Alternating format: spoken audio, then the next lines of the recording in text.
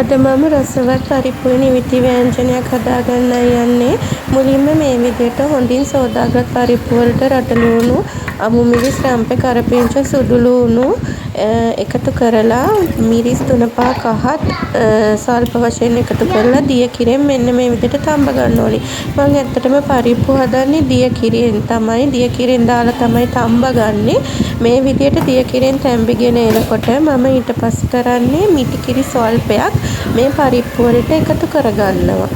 ඊට පස්සේ හොඳින් මෙන්න මෙහෙම කලවම් කරගත්තට පස්සේ හොඳින් ලුණු ස්වල්පයකුත් එකතු කරගන්නවා. මම ඇත්තටම පරිප්පු පාගෙට තැම්බුණාට පස්සේ තමයි ලුණු එකතු කරගන්නේ. ඉන්පසු මේ විදිහට හොඳින් කලවම් කරගෙන හොඳින් සෝදාගෙන කපාගත්තු මෙන්න මේ වගේ නිවිටි ටික පරිප්පු වලට එකතු කරගන්නවා. ඉන්පසු හොඳින් කලවම් කරගන්න ඕනේ. ඇත්තටම පරිප්පු අපි නිකන් හැමදාම හදාලා කනවනේ. මේ විදිහට නිවිටි ටිකක් දාලා එකතු කරලා මේ විදිහට නිවිටි පරිප්පුයි ව්‍යංජනයක් හදන් කන්න හරිම රසවත්. ඒ වගේම ගොඩක් ගුණයි. පොඩි බබාලටත් ගොඩක් ගුණයි.